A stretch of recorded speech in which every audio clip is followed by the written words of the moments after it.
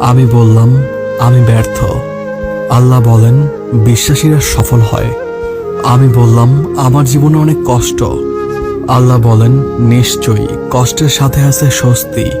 আমি বললাম আমাকে কেউ সাহায্য করে না। আল্লাহ বলেন মুমিনদের সাহায্য করা আমার দায়িত্ব। আমি বললাম আমি দেখতে খুবই কুৎসিত। আল্লাহ বলেন আমি মানুষকে সৃষ্টি করেছি সুন্দরতম আকৃতিতে। আমি বললাম আমার কেউ নেই। আল্লাহ বলেন ভয় করো না, আমি তোমার সাথে আছি।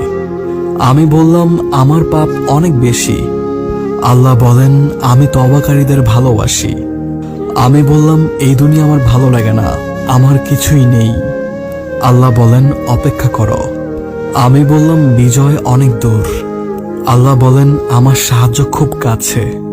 আমি বললাম আমার জীবনে খুশি নেই। আল্লাহ বলেন শীঘ্রই আমি তোমাকে এত বেশি দিব যে তুমি খুশি হয়ে যাবে। আমি বললাম আমি সবসময় হতাশ।